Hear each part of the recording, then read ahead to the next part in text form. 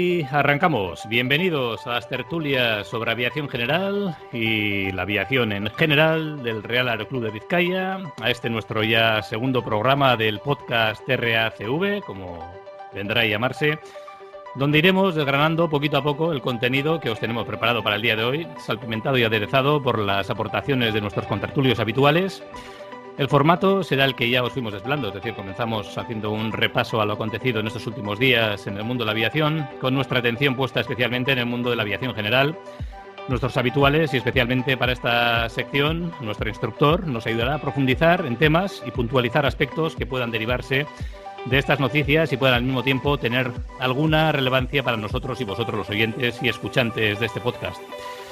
A continuación, en nuestra sección de entrevistas, tendremos como invitado a nuestro programa a una persona que ostenta la presidencia de una asociación que ha emprendido una iniciativa para atraer a nuestro país y honrar de esa manera a un Warbird de producción española que trazó un muy interesante pasaje en la historia del mundo de la aviación militar y que no os lo podéis perder, y aún menos si sois amantes de la historia de la aviación y especialmente en nuestro país y de los aviones de guerra, por supuesto.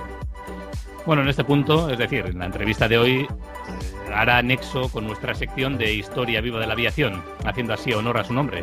Hoy será más viva que nunca.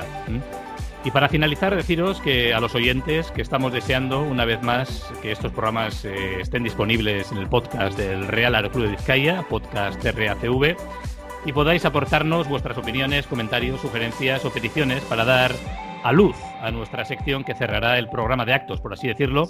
La sección en que vosotros, los oyentes y escuchantes, como me gusta decir, porque me consta que tal será vuestro interés, o eso esperamos al menos, sois los protagonistas y quedamos deseosos de saber de vosotros y comenzar esta singladura aún pendiente del podcast RACV. Pues muy bien, sin más dilación, paso a saludar al panel de habituales y una vez más, como no podía ser de otra manera, en estricto orden de jerarquía, piloto, socio del Real Aeroclub de Vizcaya y a la sazón presidente de la Junta, nuestro amigo y compañero, don Juan Carlos Torromero. Muy buenas tardes, Juan Carlos. Buenas tardes. De jerarquía nada, aquí estamos todos igual. Bueno, pero por aquello del que el presi siempre es el presi, ¿o qué?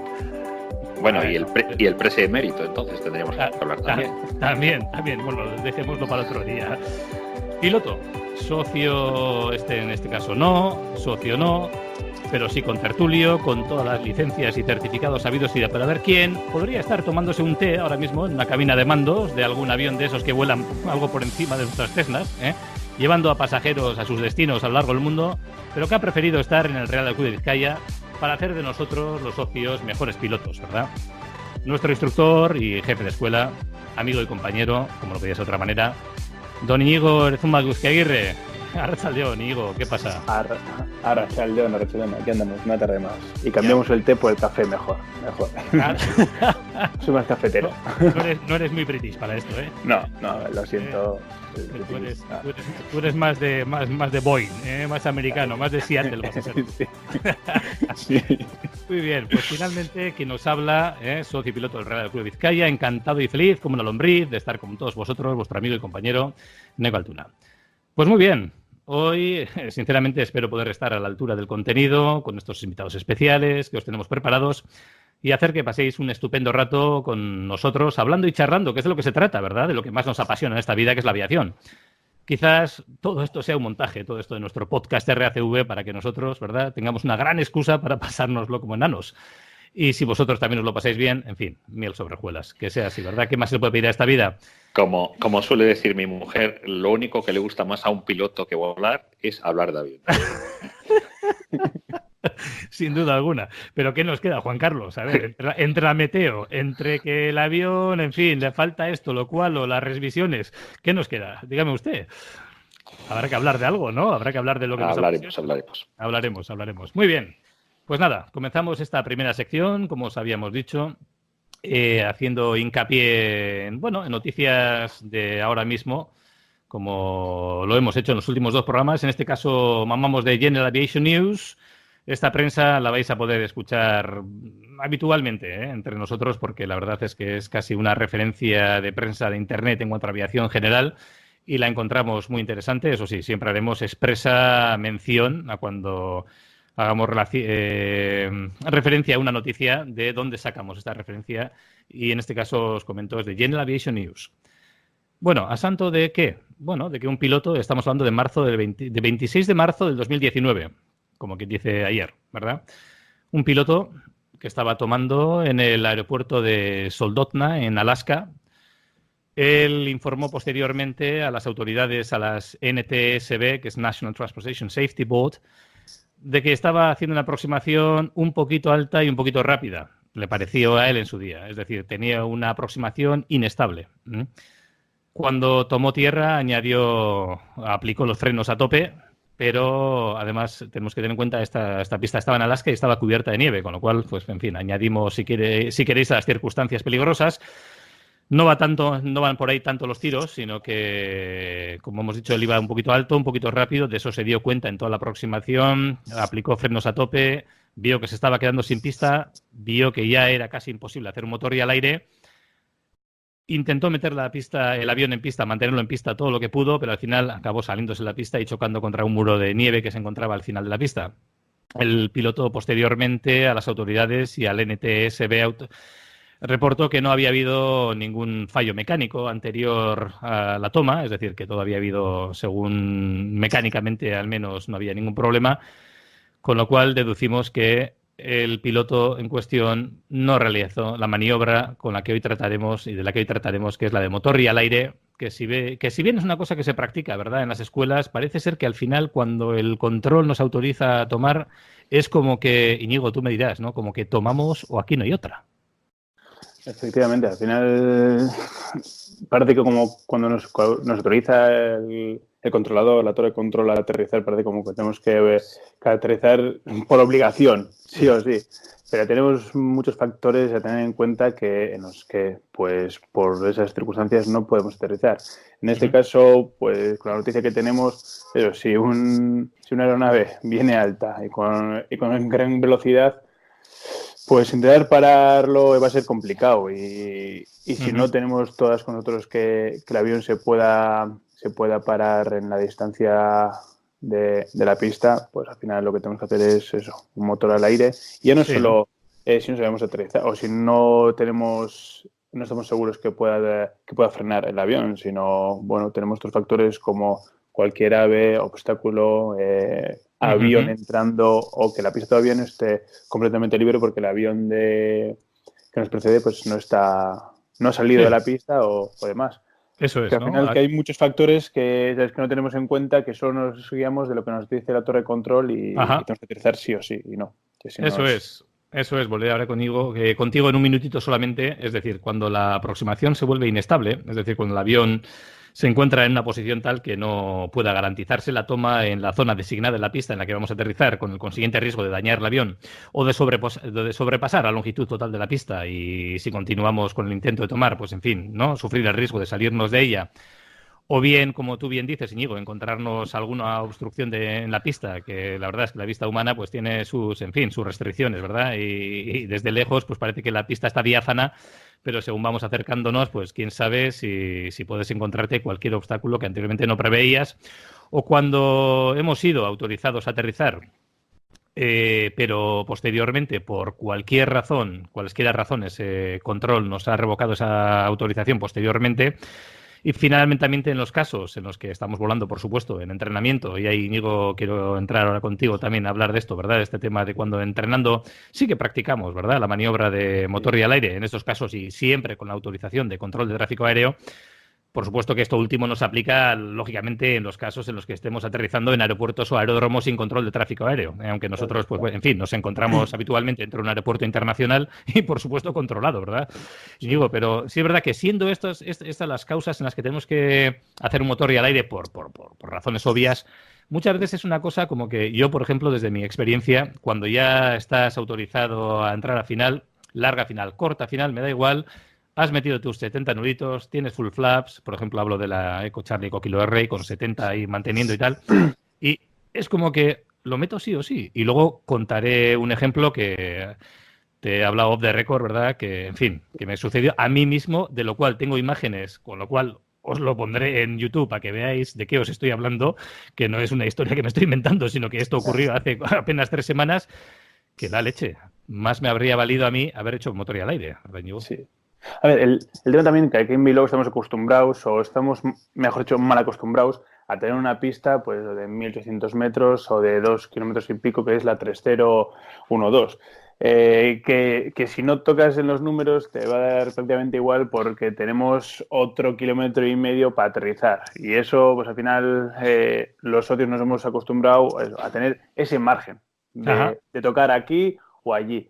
Que es que está muy mal porque al final eso, vamos a otros aeropuertos o otros aeródromos y no tenemos ese margen de seguridad. Eso es. Y que aunque eso, llevemos el avión muy bien controlado, pues como tú decías, a los 70 nudos, full flap, y si no aterrizamos en la zona de seguridad, pues sí que tenemos que hacer esa maniobra de motor al aire. En instrucción, pues sí que se practica. Y realmente tampoco no hace falta preavisárselo a la torre de control. Al final, si tú no ves que en ese momento estás autorizado, vas a aterrizar y no estás seguro que vas a hacer una toma de seguridad, se comunica motor al aire y de la misma motor al aire y vamos a volver a hacer el circuito visual, no hay ningún problema. Pero eso, que al final aquí en este aeropuerto estamos mal acostumbrados en ese sentido porque tenemos un margen de maniobra muy, muy, muy grande y nos acostumbramos a lo malo realmente. Sí, ahora os voy a pasar a comentar 2 puntos importantísimos, ¿verdad? Relacionados con este punto, pero Juan Carlos, sí. Yo diría que es normalmente lo que ocurre es un mal entendido sentido de vergüenza, ¿no? Por lo que tú quieras, la aproximación la has hecho mal, por lo que sea, simplemente porque la has hecho mal. Y en vez de, al final, el motor y el aire, sabes que está todo el mundo alrededor, escuchando la torre, los otros aviones que están volando alrededor. Y yo creo que nos da vergüenza el reconocer, pues bueno, pues la aproximación no ha sido correcta, la toma no va a estar dentro de lo que debiera ser deseable. Sí. Y aunque tengamos pista, pues lo que hay que hacer es motor y el aire. Y si lo tienes que hacer 2 veces seguidas porque tienes el clásico día nefasto, pues lo tienes y no pasa nada. Porque obviamente al final el motor y el aire es corregir el circuito, vuelves a hacer la aproximación y cuando la aproximación la tengas completamente controlada, vas a por la pista y haces la toma como la tienes que hacer. Pero yo creo que principalmente lo que pesa es ese sentido de decir... está todo el mundo escuchando que he sido tan torpe que he ido motor al aire. Y yo creo que esa vergüenza la tenemos que perder absolutamente, ¿no? Es tanto dirías, Juan Carlos, Eneco, perdón. Sí, adelante. Sí, es que al final, vale, por una parte entiendo ese momento, pues eso, de vergüenza, o es que he hecho un motor al aire, tal, o no he sabido aterrizar. Ya, pero es que un buen piloto no es quien aterrice bien, que me toquen los números con una rueda, no con otra. No, sino que decida en ese momento de decir, vale, el aterrizaje no es seguro y voy a hacer un motor al aire. ¿Sabes? Un buen piloto, ¿sabes?, tiene que decidir eso en cada momento qué es lo más oportuno. Al final, este chico, el que se estrelló, que igual hizo una toma espectacular, dijo, bueno, pues oye, pues ha sido buena toma. Ya, pero no ha sido un buen piloto porque no sabía que no iba a poder aterrizar, que no iba a poder frenar en esa distancia de seguridad. Esa vergüenza vamos a cambiarla. Es decir, oye, pues qué bien, qué buen piloto has sido, que has hecho un motor al aire porque no ibas a aterrizar con seguridad. Yo como lo he mamado con Chachán, nuestro anterior instructor, una toma que no es perfecta es motor y al aire. Y se ha acabado. Y si tienes que hacerla 3 veces, la haces 3 veces. Ahí está. Don Sebastián Villena, ahí donde estés. Recuerdos de parte de quien le habla al micrófono y de este Juan Carlos. Juan Carlos, ¿qué me decías de Chachán? ¿Qué te decía Chachán? Pues Chachán en principio lo tenía clarísimo. Tú vas a tocar en los números y si te vas a pasar los números es motor y el aire como un queso. Y se acaba la historia. Y si no lo consigues a la segunda, lo conseguirás a la tercera. Y si no, seguirás incordiando al aeropuerto porque vas a estar dando vueltas hasta que lo hagas como lo tienes que hacer. Y nuestro presente instructor Íñigo Lezuma Vizquer es de la misma cuerda. Y es que es así. Y es que es así. Y es que es así. De todas maneras, mira, fijaros que ahora lo que decías, ¿verdad, Juan Carlos? Es verdad, no sé si es tanto vergüenza, fíjate, por lo que estarán escuchando y no esté escuchando, porque te voy a ser sincero, no es mi caso, pero sí es verdad que es como que, no voy a soltar un taco aquí al micro, ¿no? Pero te fastidia, no te fastidia. Estás ahí con tu avioncito, te lo has puesto ahí a 70 nudos, con tus flaps a tope y tal, y como que lo meto sí o sí. O sea, es que es como que no se te pasa por la cabeza ¿no? Que hay una maniobra que todavía tú no has tomado. Entonces hay una maniobra que existe que es la de motor y al aire. O sea, de hecho, fíjate que yo soy habitual, he sido siempre habitual oyente de unos cuantos podcasts de, pues esto, de aviación, ¿no? Americanos y tal. Y había una en concreto que solían poner como un soniquete, una cancioncilla que solían poner, ¿verdad? Cuando cada vez que la lían, porque a todo esto antes de este programa me he informado. Y de hecho, esta noticia que os estoy leyendo, fijaros que os he dicho que es, esperaos un segundo que abra de nuevo, pero os he dicho que es de General Aviation News del marzo del 26 de marzo. Es decir, me he dicho, todo lo que vayamos a comentar en el programa, el podcast de RACV, lo vamos a hacer de cosas de ahora, ¿verdad? Claro que hablaremos de actualidad. Entonces, claro, he dicho, voy a informarme de qué ha ocurrido actualmente a este respecto. Y fíjate, 26 de marzo, no me he tenido que ir más lejos que entonces, pero es que me ha salido una retahíla, un rollo de accidentes que han ocurrido, Íñigo. Ya es verdad que no era aviación general, era aviación comercial, con lo cual está más, digámoslo así, publicado en Internet por la NTBs. Imagínate tú, en aviación general, lo que no habrá de gente que la ha petado simplemente por no haber hecho un motor y al aire. Y es que este podcast al que me refería tiene como una cancioncilla que suelen poner, que es muy graciosa, no me voy a poner a cantar yo aquí porque ya me estoy humillando bastante, si empiezo a cantar ya os partís la caja todos de mí. Algún día encontré. Y es You Can Always Go Round, ¿no? O sea que siempre puedes hacer un motor y al aire, chico, que no pasa nada, que eres piloto, que el Go Around es otra maniobra, que no pasa nada, o sea, que no hay que meterlo por mis narices, ¿no? Pero yo soy partidario de, o creo que como Chachan y como todos, que si no está totalmente seguro que vas a aterrizar, vamos, mover al aire, que ya habrá tiempo de hacer otra aproximación, visual o instrumental, da igual, pero totalmente segurísimo todo. Claro, no sé si es un orgullo malentendido o qué, ¿no? Pero bueno, había dos puntos más que no quiero que se me escapen a este respecto. Una es que cuando, claro, todos hemos estudiado, ¿verdad? Dentro de la teoría, cuando nos hemos sacado nuestras licencias, que por supuesto cuando viajamos a aeródromos o aeropuertos que no son los nuestros y sobre todo el hándicap que tenemos los que volamos en Bilbao, es que efectivamente tenemos unas pistas que parecen, pues en fin, ¿qué te voy a decir, verdad?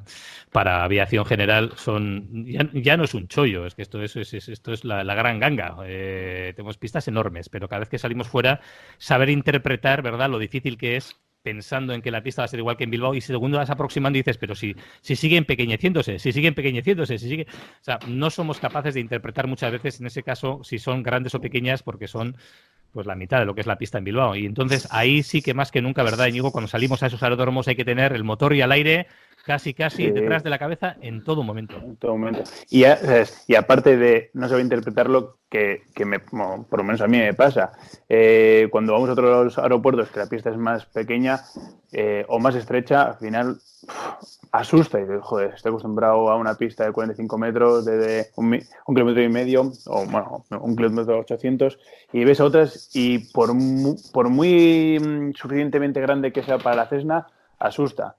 Hace poco fuimos a Sabadell, que tiene 1 kilómetro de pista, suficiente para aterrizar y hacer una toma y despegue. Pero en la aproximación, pues lo que me pasó fue que pues la visión al final es más estrecha y más corta, pues como que asustó. Pero bueno, ¿sabes? Que ya, ¿sabes? Lo que quiero decir es que no sea solo visualmente, que antes haya hecho una buena planificación, decir vamos a ir a Sabadell o al aeropuerto alternativo y decir, ¿cuánto tiene de pista? 1 kilómetro. Bueno, pues en 1 kilómetro de pista me da y de sobra para aterrizar y para despegar si hace falta. Por lo que sí que te tienes que cerciorar, que vayas a tocar, como siempre digo yo, a los números de la pista. Y de ahí y de ahí tienes un margen de seguridad como para poder frenar. Pero eso, es que no vayas y que como que dice a ojo, digo, ¿entro o no entro? Sí que entro, que no sea a ojo, ¿vale? Que haya una buena planificación anteriormente.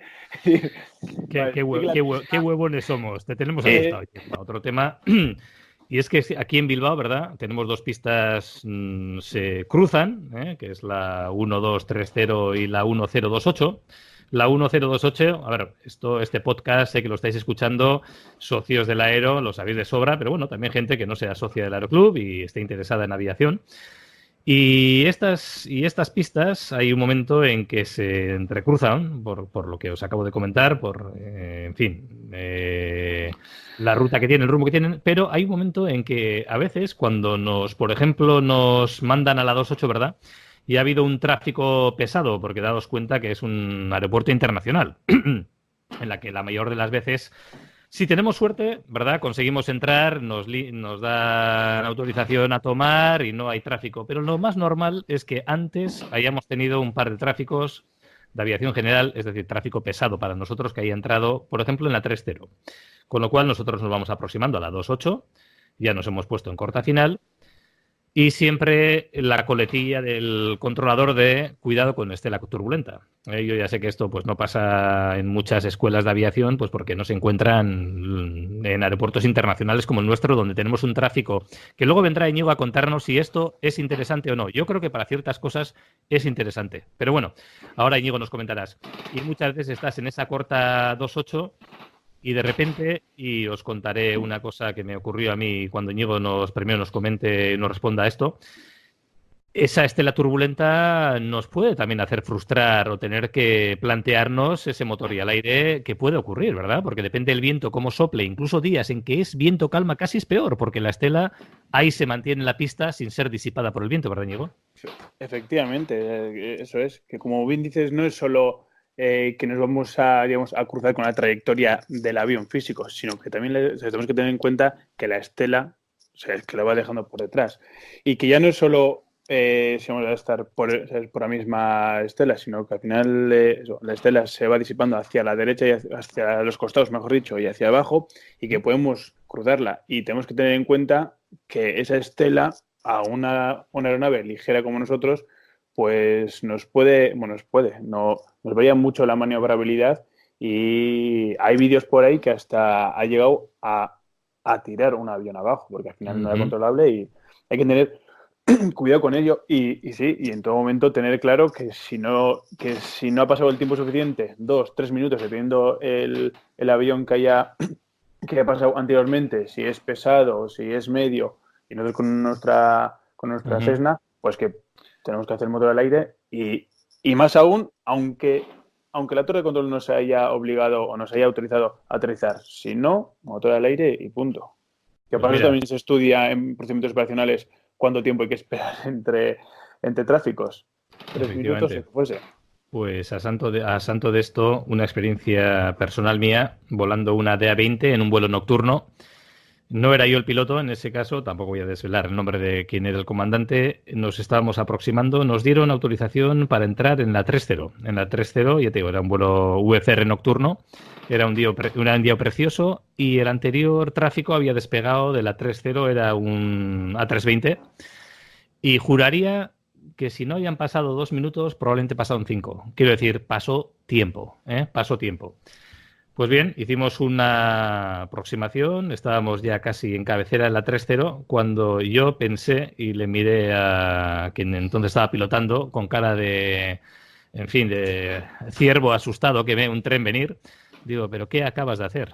Estamos a 20 metros, o sea, ¿te parece que es forma de virar?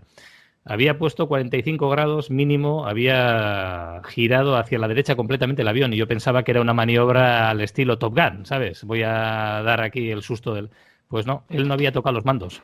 El avión se le había puesto en esa actitud y era porque había quedado un residuo del 320 de la estela sobre la pista.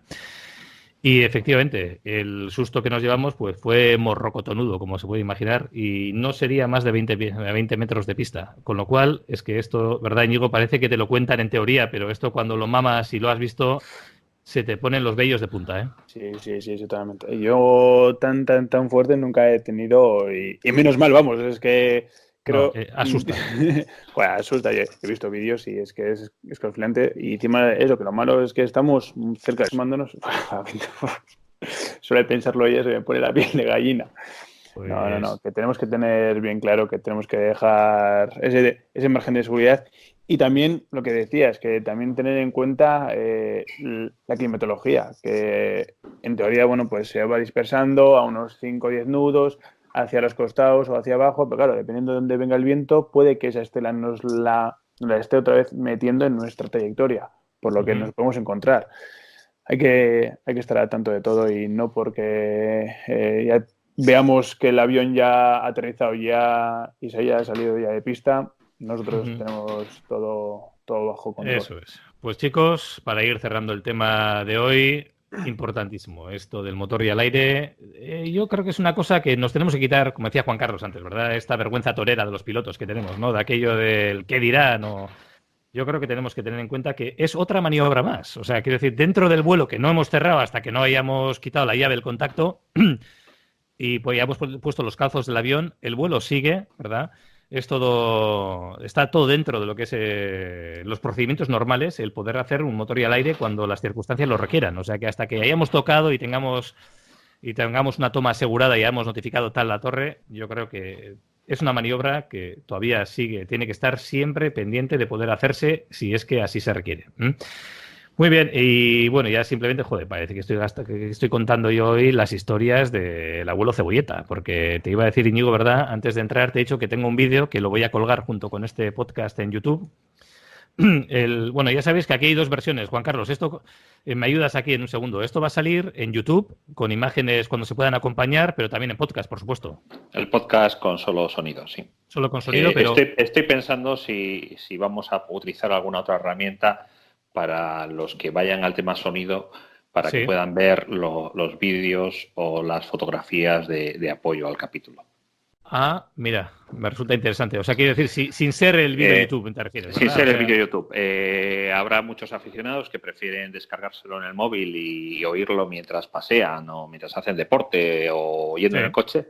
Sí. Y lo que es interesante es que después esas fotos que hay de soporte del propio capítulo, pues o bien en Facebook o en alguna otra aplicación donde podamos, o Instagram, puedan ir a ver las fotos que van a dar apoyo al propio capítulo, ¿no? Pues me resulta interesantísimo. Sí, claro. Pues mira, ni se me había ocurrido. Fijaros que aquí en el aspecto técnico le tenemos a Juan Carlos, que es el que manda.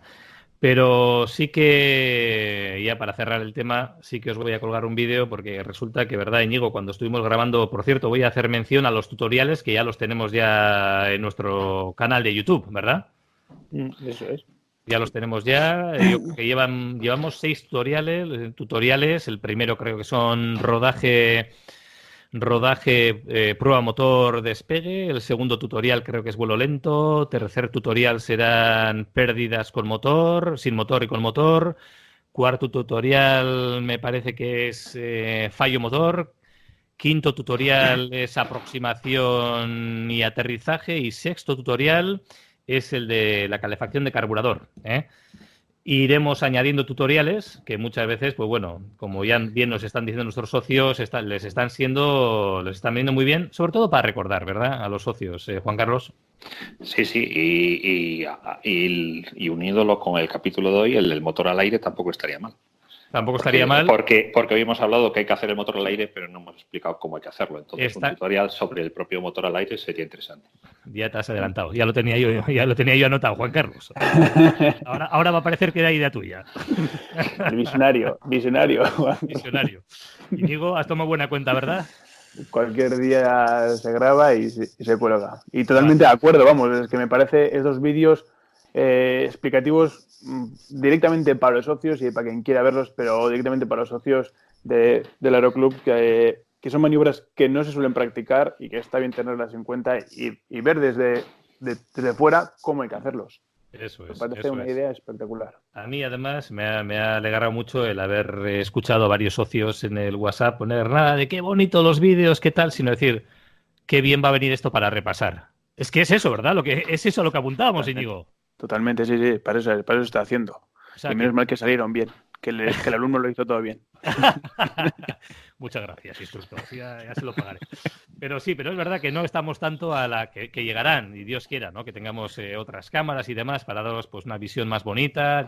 Pero es que no se trataba tanto de, ¿verdad, Íñigo? Hubo un momento de la calidad, no era más de la calidad, sino de la practicidad, digamos, pues eso, para que todo el mundo lo tenga todo al día y sea consciente de cómo hay que hacer cada maniobra y para que lo tengan presente, vamos.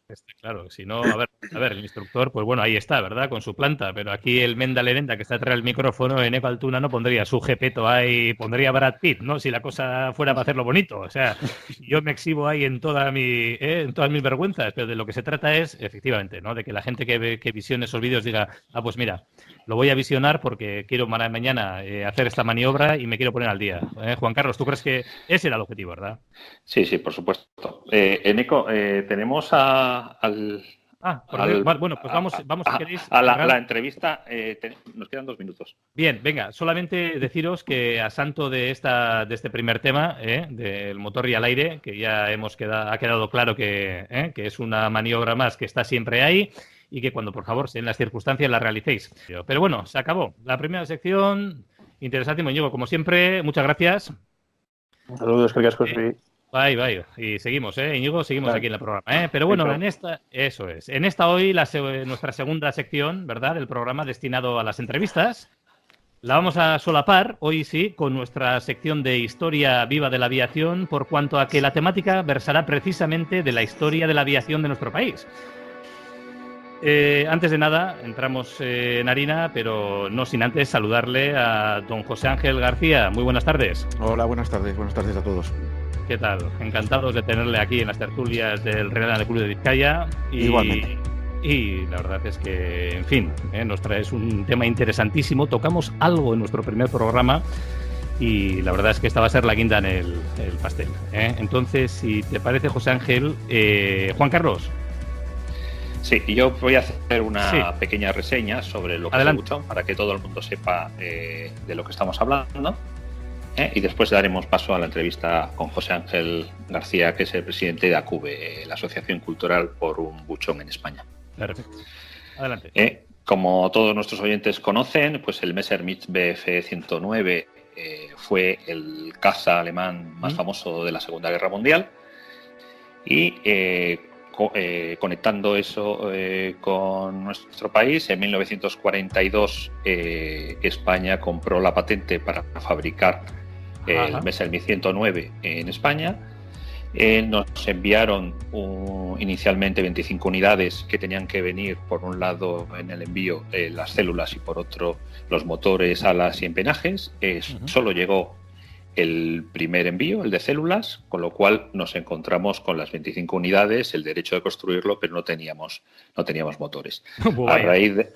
A raíz de ahí, lo que se hizo se intentó adaptar esas células a un motor hispano-suiza de 1.300 caballos y eso en 1945, estamos hablando que la patente se compró en el 42, en el 45 se empiezan a montar el HA, que es de Hispanoaviación, en Triana, en Sevilla, el HA 1109J. Se fabricaron 25 unidades, dieron problemas de refrigeración, aquello no llegó a funcionar. Después se hizo otro intento en el 1109K1L, un tripala del que se fabricaron 40, pero seguían con los problemas de sobrecalentamiento. Al modelo de este último que he mencionado se puede ver en el Museo del Aire. Con lo cual nos lleva esto hasta 1954, donde el Ejército del Aire se hace con un stock de motores que es el de su enemigo durante la Segunda Guerra Mundial, del Spitfire.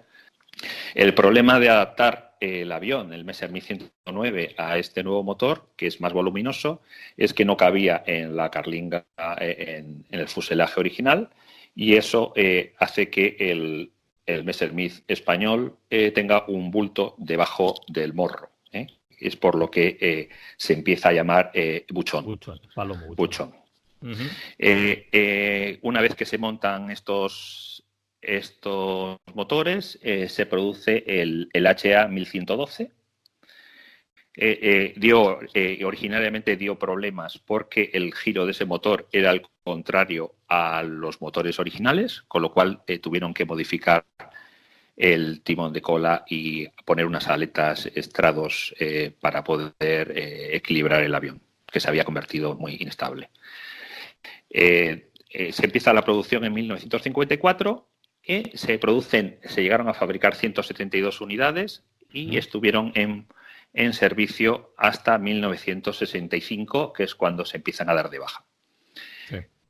Como mencionamos en el capítulo anterior, comienzos de 1966, muy cerquita de nuestro aeroclub, había una fundición de aluminio, que es donde vienen a ser fundidos la mayor parte de estas unidades, que fueron dadas de baja, con el valor que tendrían hoy en día.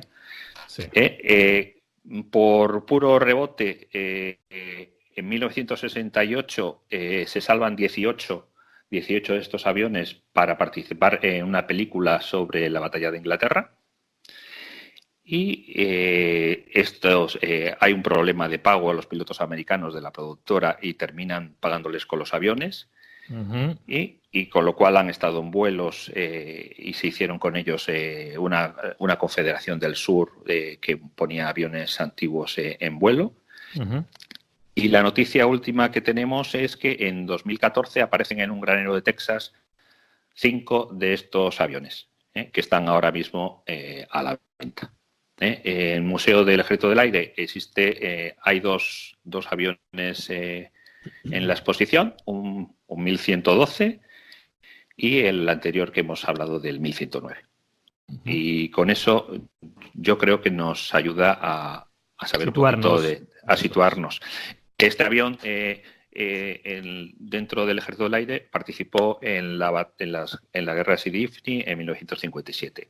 De los que de todos los aviones que fueron a Sidi Ifni, prácticamente fueron todos retirados después porque dio muchos problemas la arena del desierto durante la batalla. Ajá. Muy bien. Y con esto yo creo que podemos pasar. José Ángel, ¿algún apunte a lo que nos ha comentado nuestro compañero Juan Carlos? Bueno, que si eso os dejo yo la entrevista, porque ya lo he hecho el todo, ¿no? No, vamos a ver, quería comentar dos cositas solo. A ver, el motor realmente es un Rolls Royce, el que se le monta el Rolls Royce, el Merlin, el que llevan los P-51 y todo esto. Y luego, bueno, pues que yo lo que quería comentar es que es un avión ya obsoleto, o sea, es un avión que nació obsoleto. Estamos hablando ya prácticamente de la época cuando Estados Unidos tenía reactores y nosotros estábamos volando con un caza a pistón. Y realmente yo creo que no se le podía llamar caza, ¿no? Entonces, bueno, pero supuso mucho para lo que es la fabricación española y la historia española y todo lo que vino después, ¿no? Su conexión con construcciones aeronáuticas o sus conexiones con todo lo que es la industria aeronáutica, que es, no sé, una parte por la que nos hemos decidido a ver si conseguimos que uno de tantos que hay por ahí, no tantos, pero unos cuantos de los que hay volando por ahí, pues pueda volver otra vez a España. Entonces el objetivo, entiendo yo, José Ángel, sería en un principio, efectivamente, ese que nos comentas ahora, ¿verdad? El traer uno de los aparatos. ¿Serían estos que ha comentado Juan Carlos, José Ángel, de estos 5 aparatos que han aparecido en algún lugar en Texas, en algún hangar de estos? Bueno, realmente sería cualquiera que no lo venda o no lo venda barato, ¿no? Pero como eso es imposible, entonces no sé. Estamos ahora mismo, estamos empezando. Entonces nosotros hemos creado la asociación hace muy poquito, tenemos los papeles recién estrenados, estamos buscando gente que nos ayude a hacer la página web, entonces estamos empezando y realmente lo que es plantearnos adquirirlo ahora al precio que los están poniendo, que es alrededor de 1.800.000 euros, es prácticamente imposible, ¿no? Entonces, ya tenemos un presupuesto dado por una de las casas inglesas, que es ese precio, lo que estamos hablando, 1.800.000. Y también lo que estamos mirando es a ver la posibilidad de hacer una reconstrucción a base de un fuselaje nuevo, porque hay casas en Alemania que te lo hacen, ¿no? Y ver cómo se puede ir haciendo todo esto. Pero bueno, es muy aventurado decir nada todavía cuando estamos empezando y lo tenemos todo en mantillas, porque somos ahora mismo 8 personas y necesitamos ir haciendo crecer esto. Lo que ocurre es que, bueno, todos sabéis que empezar es difícil y más en un campo como este, que las ayudas no son las que quisiéramos todos. Sí, complicadísimo, complicadísimo. Lo que pasa, me comentas ahora, ¿verdad? Lo de la reconstrucción. La verdad es que dentro de la historia de la aviación, bueno, más que dentro de la historia de la aviación, no. Todo cuando se trata de recrear la historia de la aviación, esto de recrear aviones históricos, la verdad es que está muy en boga. Y los precios, me imagino, José Ángel, como tú bien apuntas, 1.800.000 En fin, a mí se me aventura un poquito prohibitivo en un principio, sin alguna financiación, casi diría yo, de un altruista o de una financiación fuerte pública que no se me ocurre a mí de dónde pueda ser derivada. Y en cuanto a la reconstrucción, porque yo sé, Juan Carlos, que tú algo sabes de una casa italiana que se dedica a reconstruir pues los Stearman, o los construye, o eso es una recreación. No lo tengo bien claro, pero los precios eran bastante asequibles, ¿verdad? Bueno, lo que pasa es que estamos hablando de cosas completamente diferentes. Lo sé, pero me refiero a que... Stearman es un entrenador. Ahora mismo principalmente lo que hay es una casa en Austria que prácticamente te reconstruyen o te construyen el avión a la medida de lo que tú quieras, con el motor que tú quieras, con la terminación que tú quieras. Dale, bueno, el porqué de este avión, José Ángel, eso es lo primero que sé que saber. Ya he visto que tiene una historia tremenda, que es un nexo, en fin, es algo que a nosotros dentro de nuestro país veo que incluso decías tú, ¿verdad? Cuando todo el mundo ya, o en fin, las potencias de la aviación mundial estaban con reactores, nosotros estábamos con motores a pistón. Pero ¿qué es, no sé, lo que te ha traído a ti, ¿verdad? Y a vuestra asociación de ACUBE para ir a por un buchón? Yo creo que esto es como todo, no sé, te pilla una tarde algo descentrado y alguien te hace una propuesta y dices, bueno, ¿y cómo he salido por esto? ¿No? Bueno, a ver, realmente esto me ocurrió, y voy a hablar ahora en plural, aunque después ya hablaré de mis compañeros, ¿no?, que me han seguido todo esto. Sí. Esto me ocurrió ahora 2 años escasamente. Estaba una tarde trasteando yo en Facebook y recibo un mensaje por Messenger de un inglés que me manda unas fotos de unos cuantos buchones, ¿no? Y buchones en estado de restauración. Y digo, bueno, ¿y esto qué es? Me dice, no enseñes las fotos, no las pongas en ningún sitio, pero estamos reconstruyendo ahora mismo 2 buchones, uno biplaza y uno monoplaza. Sí. Bueno, entonces empiezo a ver las fotos, me sigue mandando fotos y como era un avión que a mí siempre me había gustado, digo, bueno, pues le seguí la pista. ¿Qué es lo que ocurre? Pues que digamos que empezó a meterme ya el avión por los ojos, ¿no? Y ya he visto que no había ninguno en España, que había varios por ahí, y vi todas esas fotos, pues hice una petición en chase.org, pero digamos que algo muy informal. Bueno, a ver si se hace. Entonces, respondieron algunos amigos míos en Facebook o a través de poco a poco, pues fue madurando la idea de decir, bueno, ¿y por qué no intentamos a ver si se puede hacer que esto sea más visible, ¿no? Pero todavía sin la pretensión de comprar uno, porque en ningún momento se nos había planteado, ¿no? Sí. Y digamos que así poco a poco fue creciendo hasta crear ya la asociación, y ahora ya que tenemos varios compañeros entre técnicos de mecánica aeronáutica, tenemos ingenieros y todo esto, y pues hemos decidido intentar dar un paso que sabemos que va a ser muy difícil y que sabemos que va a ser a muy largo plazo, pero bueno, hay que empezar y hay que dar el paso principal, ¿no? De intentar traer ese avión del que hay muy pocos en el mundo y del que, siendo nuestro, no hay ninguno en vuelo, ¿no? Entonces, en España. Eso es quizás, ¿no? El punto, quiero decir, que el hecho de que sea nuestro hasta cierto punto, bueno, ya me entiendes, nuestro, ¿verdad? Nuestro sí, país. Bueno, vamos a ver, es un diseño alemán con un motor inglés y fabricado en Sevilla, ¿no? Entonces es algo así como un Frankenstein, pero es nuestro, efectivamente. Bueno, mira, estás hablando, José Ángel, con uno de Eibar, en Eibar de toda la vida, y yo fíjate que mi mujer tiene una prima, y esta prima de mi mujer es la que ha dirigido el museo de Eibar, ¿eh? Entonces, en el Museo de Eibar, claro, Ciudad Armera, y todos te imaginas, yo siempre de pequeño Ciudad Armera, de hecho, el padre de mi suegro era un militar delineante y él era asturiano y vino aquí a Eibar y, bueno, él era el jefe de pruebas de armas, aquí del probador de armas de Eibar, ¿verdad? Y yo siempre, pues Eibar, armamentísticamente, yo he visto a convoys militares saliendo escoltados por la Guardia Civil en Eibar de toda mi vida. Pero fíjate tú y fui a parar en este museo de Eibar, pues llevado por aquello de que la prima de mujer era la que llevaba el asunto y tal, y me quedé, pero atónito de lo que habíamos hecho en Eibar. No habíamos hecho armas, no. Y ahora vuelvo a tu tema, José Ángel, pero bueno, esto viene al hilo de que habíamos hecho televisores, habíamos hecho motos, habíamos hecho radiadores, habíamos hecho órganos alemanes. habíamos todo tipo de pistolas, municiones, o sea, éramos los chinos de la época, ¿no? No, éramos, yo digo, si los de Ibar éramos los chinos de hace 50 años. Sí. Y resulta que se le tiene, pero ¿verdad? Y ahora cualquier pieza de una máquina alfa que ve ahí en la televisión, que lo están usando en un programa de televisión, cualquier Velosol, que es una de estas motos que parecían bicicletas con un pequeño motor adherido a la rueda y tal, igual. Y te da como un punto de nostalgia, como que eso era como algo nuestro. Efectivamente, sí. Igual era una copia, como dices tú, de una cosa que la habían hecho los alemanes o, en fin, los americanos en una primera instancia. Pero la habías añadido, ¿verdad? Y al buchón, ese toque, pues en fin, que lo hace único. Sí, porque fueron muchas horas de trabajo de mucha gente que tuvo que hacérselo todo de manera artesanal, además. Efectivamente. No estamos hablando de la época de ahora, y bueno, hay que tener en cuenta que el Messerschmitt, que el ME, era un avión muy bien construido, tenía un montón de patentes, tenía un montón de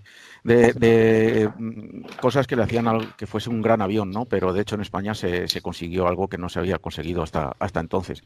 Y yo creo que es algo por lo que tenemos que intentar luchar, que ya que hay instituciones aquí que tienen aviones muy emblemáticos, como puede ser el Mosca o puede ser cualquiera de estos, no, pues que menos que haya un contemporáneo de ellos, ¿no? En España. Eso, José Ángel, me imagino que tú siempre has sido más de Messerschmitt que de Spitfire, ¿verdad? Sí, eso realmente sí, pero bueno, yo soy un aerotrastornado y a mí me da igual, ¿no? Si hubiese habido aquí en España un Spitfire, pues habría que hacer volar un Spitfire. Igualmente, efectivamente. Sí, así es. Muy bien, muy bien. José Ángel, nos gustaría primero que nos contaras también un poquito de dónde viene tu relación con el mundo de la aviación. Bueno, yo digamos que yo nací por mi padre, ¿no? Él se sacó el título de piloto privado en el aeroclub de aquí de Villanubla, y como sabéis, antaño la relación entre el ejército y los aeroclubs era mucho más cercana y no había las restricciones que había ahora, ¿no? Entonces yo me recuerdo de ir a ver a mi padre volar y de vez en cuando pasar los caribús que había en el ALA-37, pasar a la parte civil, recoger paracaidistas y subir, ¿no? Entonces, en más de una ocasión, mi padre, que era fotógrafo también, pues subíamos en el Caribú. Yo subí un par de veces en el Caribú y sacaba fotografías de los Paracas, ¿no? Y todo esto. Entonces ahí ya empezó lo que es mi relación con la aviación, que ya no ha dejado de serla hasta que me saqué yo el título de ultraligero, y bueno, pues las vicisitudes que tenemos todos, ¿no? Para poder volar o no volar. Pero bueno, la pasión mía es la aviación, y aunque no he podido dedicarme a ello profesionalmente, pero de ahí empezó con el ALA-37 y en la base aérea de Villanubla. Muy bien. ¿Dónde sueles volar, José Ángel? En el aeródromo de Matilla. Un pequeño aeródromo que está aquí a unos 15 kilómetros de Valladolid. Un sitio bastante agradable, donde sí que hay movimiento y se pasan buenas tardes allí.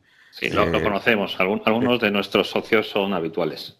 Vuelan con las mujeres, ahí van a tomarse su lechazo efectivamente, a las bodeguitas de por ahí. Así es, más que a volar, casi es a tomarse sus cervezas y el lechazo, sí.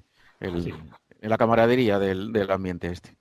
Eso es. Y a nivel internacional, en cuanto al buchón, José Ángel, se me ha escapado un poquitín. Ya sé que Juan Carlos, en fin, nos ha hecho una introducción en cuanto a que estuvo en unas cuantas batallas aéreas, ¿verdad? Me has comentado. Estuvo también en África, ¿puede ser? ¿Donde tuvo problemas? ¿Me has comentado, Juan Carlos?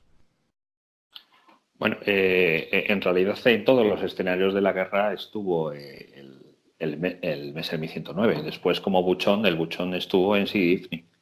O sea, quiero decir que aunque sea un avión que ya nació obsoleto, como nos decía José Ángel... Bueno, nació obsoleto. Sí es cierto que cuando nace, el problema principal que tiene el buchón es que ha nacido 10 años tarde. Tarde, ya. Están empezando a llegar a España los primeros T-33 y poco después empiezan a llegar el F-86 Sabre, ¿no? Pero aún así tuvo su recorrido. Quiero decir que no es que sea un avión que, en fin, se construyó y no tuvo ningún bagaje, digamos, dentro de lo que es la historia, ¿no?, internacional de la aviación. O sea, que estuvo ahí también, ¿no? Sí, estuvo sirvió bien y sirvió para lo que en ese momento, digamos, era la capacidad de nuestro ejército del aire, ¿no? Entonces, bueno, luego tuvo el momento de gloria, además, con la película de la batalla de Inglaterra, ¿no? Que ahí ya se vio bastante más lo que era, se le dio más visibilidad, ¿no? Y luego ya en otras películas también que han salido aparatos de los nuestros, incluso en la última de Dunkerque, me parece que es, creo que recordar que es Dunkerque, también sale uno de ellos, ¿no? En realidad, en las películas es que solo pueden salir buchones. Sí, efectivamente. Porque no... claro.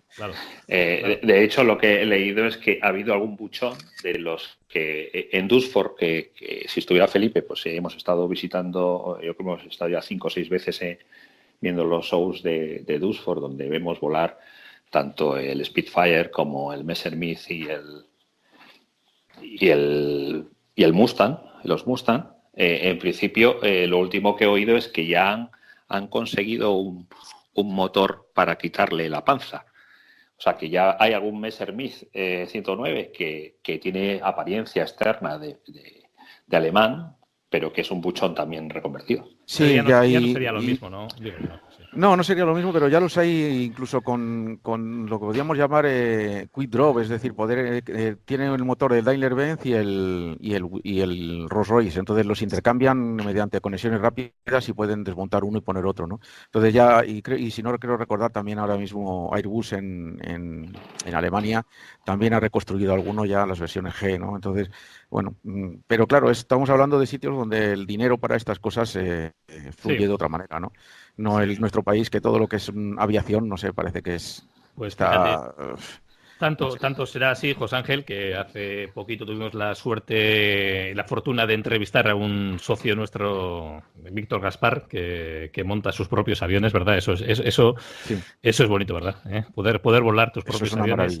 Eso es una maravilla. Yo con la entrevista salí encantado y nos decía Víctor Gaspar, que la verdad es que sabe mucho de este tema, que por ejemplo el equivalente del RACE en Inglaterra tiene tanta fuerza que de hecho cuando hubo un problema para darle la aeronavegabilidad a cierto motor que montaba el RV10, que es el que está montando él ahora, tanta fuerza tenía el equivalente, ya te digo yo, al RACE en Inglaterra, que pudieron incluso tener influencia sobre el gobierno y cambiaron cierta legislación para que esto pudiera salir adelante. Antes de volver al buchón un segundito, José Ángel, simplemente, ¿no viste ningún Hurricane, Juan Carlos?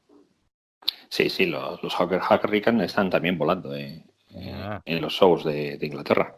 Ya sé que son los entelados y que no es el hermano pequeñito, sí que es el Spitfire, pero me da pena. Es el hermano pobre, pero también tuvo su papel en la guerra muy importante. Pero mira que a mí también me tiene el Hurricane también un poco encantado. Pues y luego un poquito de abogado del diablo, José Ángel. Y una vez, imaginémonos que tenemos los 1.800.000 euros que no sé dónde lo hemos sacado. Tenemos el buchón, nos lo traemos. ¿Qué hacemos con él? Esa es la siguiente parte. Nosotros habíamos pensado ya en varias cosas y el siguiente paso natural sería hacernos una fundación de cara a poder manejar todo lo que sería el mantenimiento, el hangaraje, sus reparaciones y asumir los costos de operación del avión. Pero claro, es lo que os comentaba, que al estar empezando todavía no tenemos unos costos predefinidos. Y entonces, dentro de una de las partes que habíamos puesto en el estatuto de la asociación, era que en ese caso se podría incluso llegar a la colaboración con cualquier otra fundación que tuviese aviones en vuelo de cara a cederlo, el avión, y que corriese ya a cargo de ellos el operar el avión, porque de hecho ninguno de los que estamos hasta ahora en eso tendríamos habilitación para poder hacer eso. Es decir, a ver, un avión con patín de cola y 1.600 caballos, no creo que ninguno de los presentes podamos volarlo. No sé las horas que podrán tener otros compañeros, ¿no? Pero me resultaría complicado, por ejemplo. Sí, bueno, estás hablando de capacitación, digamos, de pilotaje, pero otra cosa tenía, legislativamente, ¿eso lo verías claro? ¿Se podría volar o habría que...? Sí, yo no creo que hubiese ningún problema para volarlo, porque si está volando el Rata y ya es un motor con muchos miles de caballos y algún 1.000 caballos también, ¿no? Y está volando, no creo que hubiese ningún problema. Todo esto ya tenemos también un abogado compañero que también está trabajando en ello y estamos todos intentando ver qué se puede hacer y qué no se puede hacer, aunque nuestra principal función ahora es crear la asociación y darla a conocer y que tengamos la suficiente masa social para que empiece a crear un poco de... vamos a decirlo en plan, es un poco de ruido, ¿no? Y que se sepa que queremos hacer algo de esto. Sí, bueno, en este principio, Juan Carlos, tenemos la FIO en España, pero ¿se podría llevar esto de alguna manera y echar una mano a la CUBE y asociaciones como las que preside ahora José Ángel para que en un futuro en España tuviéramos, más allá de la Fundación Infante Orlans, que por supuesto tiene su papel y a ti te gusta, ¿verdad? Y en fin, y saber de ellos, pero hay margen, digamos, a futuro, a mayores, quiero decir, ¿no? Para traer aviones como el Buchón a España y montar una asociación estilo FIO. Bueno, es como todo, ¿no? Al final, como dice José Ángel, este camino lo que hay que ir es andándolo, ¿no? Hay que echar a andar y ir paso a paso. Pues yo creo que nos falta el poder montar un gran museo con aviones en vuelo y que haya una labor de ir recopilando pues un poquito lo que ha hecho la FIA, pero a una escala mayor. ¿Qué nos falta? ¿Qué nos falta para ser los ingleses a los que tanto, a los americanos? Bueno, aparte de que vale, Estados Unidos, dinero, historia, en fin, cuna de la aviación, tenemos todo el dinero, poder... Vale, de acuerdo. Nosotros partimos de otro punto, ya lo sabemos, de acuerdo.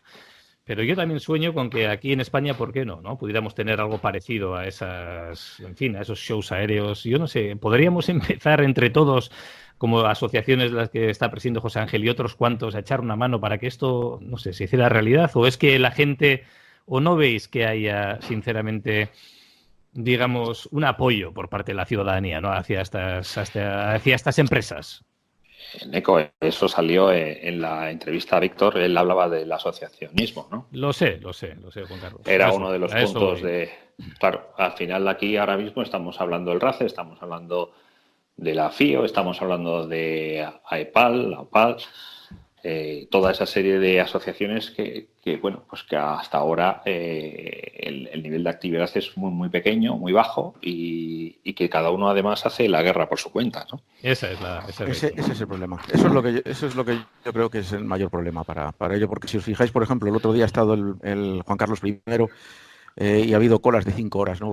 para ver el Juan Carlos I. Entonces yo creo que lo que es al público... Y me consta que de 7, José Ángel. Y de 7, pues más a nuestro favor, ¿no? Entonces yo creo que al público y a lo que le gusta todo esto, pero yo lo que creo es que en España nunca hemos sido un país de asociarnos entre asociaciones o entre entidades, ¿no? Cada uno, digamos, va a su guerra y a ver si se consigue, ¿no? Y no es un país en el que, digamos, no, se pone todo a uno y a ver qué sacamos, ¿no? Pero bueno, todo es cuestión de intentar cambiarlo y de hacerlo posible para ello y, no sé, yo creo que se puede conseguir. Sí, si la aviación, ¿verdad?, superara todas estas barreras, en fin, de otra índole que todos sabemos de qué estamos hablando, sería, sí, la verdad, un logro. También. La verdad que sería un logro. Muy bien, me está resultando interesantísima la entrevista. Juan Carlos, ¿tienes alguna otra cuestión para nuestro invitado de hoy, para José Ángel? Por supuesto, pues invitar a José Ángel que cuando el proyecto esté en un estadio más avanzado, que estamos completamente abiertos en ayudar y en empujar todo lo que se pueda. Porque pues os lo agradecemos mucho. Os lo agradecemos mucho porque bueno, toda ayuda es poco, ¿no? Ahora ya os digo, en esta semana o la semana que viene estamos a ver si ya lanzamos lo que es la apertura de socios, ¿no? Para poder empezar a trabajar. Y a partir de ahí, pues ya tenemos pensado hacer cosas, ya hemos mandado algunas cartas de presentación en el SICEA. Ya nos han derivado desde el Ejército del Aire al SICEA y ya tenemos el contacto para hablar con ellos y presentarles el proyecto, ¿no? Porque yo creo que todo el mundo sabe que lo primero es dar a conocer esto y no recibir dinero, ¿no? Lo primero es hacer que todo el mundo, digamos, que hable de ello y luego a partir de ahí ya pues ser conscientes de que va a ser un camino largo, pero hay que ir trabajando para que una vez que ya se conozca y se hable, pues a partir de ahí buscar las fórmulas para intentar conseguir el dinero, ¿no? El otro día un compañero de los más osados que tenemos nosotros dice, vamos a ver, si es que si son 100.000 personas a 10 euros ya tenemos 1 millón, ¿no? Digo, ya, claro, pero es que si fuese tan fácil no se habrían hecho muchas cosas, ¿no? Pero bueno, nunca se sabe, yo creo que todo se puede conseguir. Y aunque no sea ahora, si son 2, 3, 5 o 10 años, no pasa nada, hay tiempo. Pues José Ángel, te vamos a tener aquí en la recámara, porque seguramente, y Dios quiera que, en fin, en futuros programas tratemos, pues bueno, temas que tengan que ver con esto y podamos contar con tu colaboración. Y en cualquier caso, hasta entonces, si podemos darles a nuestros oyentes algún correo o alguna, en fin, yo no sé si alguna dirección donde podrá... Sí, estamos ahora mismo, vamos a crear la página web otra vez nueva porque teníamos una que no era funcional, no conseguíamos hacerla funcionar bien, entonces de momento lo principal es la página de Facebook, que es un buchón en España, ¿no? Y a partir de ahí, a ver si en esta semana o la que viene conseguimos hacer una página web funcional para poder trabajar y que nos conozcan, ¿no? Entonces en Facebook ahí tenemos toda la información, somos el grupo y nos vamos pasando fotografías y lo que vamos haciendo con ello. Y después conmigo podéis contar para lo que queráis en cualquier momento lo poco que pueda yo aportar al mundo de la aviación y a lo que nos apasiona a todos los que estamos en ella, no los aerotrastornados, como me decía Juan Carlos el otro día. Efectivamente, pues amigos oyentes del podcast del RACV, del Real Aeroclub de Vizcaya, un buchón en España, en Facebook. José Ángel, encantado de haberte tenido. Lo mismo te digo, ha sido un verdadero placer. Muchísimas gracias. Muchas gracias. Muchas gracias a vosotros. Hasta luego. Hasta luego. Interesantísima la entrevista de hoy con José Ángel García, que presidía ACUVE, se llama, ¿verdad, Juan Carlos? ACUVE, sí. Asociación Cultural por un Buchón en España. Bueno, pues acordaros también, como nos ha comentado él, que tienen una página, tiene una página en Facebook que se llama Un Buchón en España, y la verdad es que es una pena, ¿verdad?, que nosotros no podamos compararnos. Ya lo sé, vale, de acuerdo, aquí hay mucha historia detrás de lo que vamos a hablar, pero que no podemos hacer como los ingleses o como los americanos, ¿verdad? Todos a uno, por lo menos en la aviación, leches, y tener a estos aviones volando encima de nuestras cabezas, que sería la leche. Todo se andará. Todo andará. Ahí estamos, poniendo los cimientos. Pues muy bien. Debemos todos eso, remar en la misma corriente, ¿no? Pues sí, a ver si remamos todos. No aprendemos, no aprendemos. Ya sabes que yo le tengo echado el ojo a la antigua terminal de Sondica para hacer ahí un museo aeronáutico. Esto está saliendo al aire, Juan Carlos. Sí, pero bueno, no tengo ningún problema. Igual tampoco, se le ocurre yo tampoco. A AENA de que no es una mala idea. Es un museo, ahí tenemos nave, tenemos espacio, tenemos la plataforma sur, y ahí sería un sitio fantástico para tener el mayor museo del aire de todo el sur de Europa. Ostras. Todo es hacer una reunión con la directora y comentárselo. Eso es, porque nos dijo, ¿qué queréis? Pues bueno, yo lo que quiero es la terminal de Sondica, for free. Y punto. Eso es. Y a partir de ahí tenemos buchones, Mustang y todo lo que haga falta. No os vengáis arriba. Oye, en cualquier Pero caso... bueno, esto se nota que cuando alguien de Bilbao hace algo, ¿para qué te vas a parar en Barras? Yo lanzo la propuesta, En cualquier caso lanzo de propuesta que en la terminal sur del aeropuerto de Bilbao podemos hacer el mayor museo del sur de Europa de aviación, de la historia de la aviación, ¿verdad? Vamos, desde los hermanos Wright, ¿qué te voy a decir yo? Hasta el último avión que haya volado allá por la estratosfera. Me parece genial, ¿por qué no? Pues muy bien, chicos, habrá que ir dándole matarile ya al programa, que ha sido interesantísimo y, en fin, y esperemos que en breve tengamos el siguiente programa.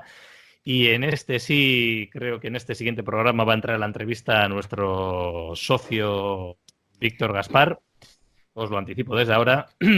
Y la verdad es que la entrevista, Juan Carlos, Íñigo, la habéis escuchado vosotros. Es impresionante. Increíble. Sí. La verdad es que a mí me pareció increíble la entrevista y aprendí muchísimo. Y Íñigo, también seguiremos con nuestra sección técnica, donde abordaremos alguna noticia a nivel nacional, internacional, que luego pueda dar pie a que nosotros, a nuestros socios y escuchantes y oyentes, a todos que estéis interesados y escuchéis este podcast del Real Aviación RACV, ¿verdad? Podcast RACV, porque ese es el nombre, ya os vais a ir habituando a él, RACV.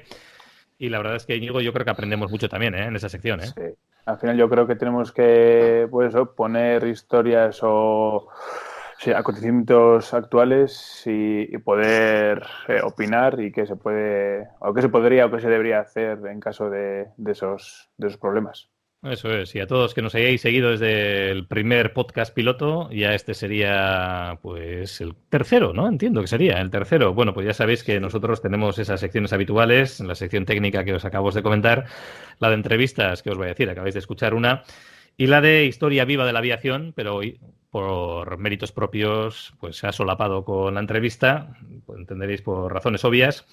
Y en fin, volveremos a este mismo formato en el siguiente programa y interesadísimos de nuevo en que cuando esto salga al aire, y me consta que va a ser prontito, por favor, todos los oyentes de este podcast, todos los escuchantes, como me gusta decir, porque sé que prestáis muchísima atención, por favor, sugerencias, comentarios, si tenéis alguna queja, no lo dudéis, no lo dudéis. Lo que sea, oye, esto habría que hacerlo así, o esto me gustaría que fuera así, por favor, tratar esto. Para nosotros eso es una senda a seguir y nunca un problema. Pues muy bien, ¿os parece, contertulios, que vayamos cerrando el programa? Vamos cerrando. Perfecto. Muy bien. Para empezar, ¿verdad? Y quien nos habla, Eneco Altuna.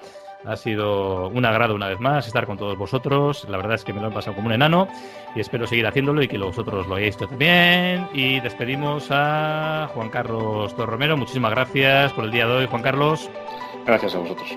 Encantado de tus aportaciones y, como no, a don Íñigo El Zuma Guzquiaguirre, a nuestro gran instructor. Hasta la próxima, Íñigo. Hasta la próxima. Venga, adiós, adiós. Chao, bye. Adiós.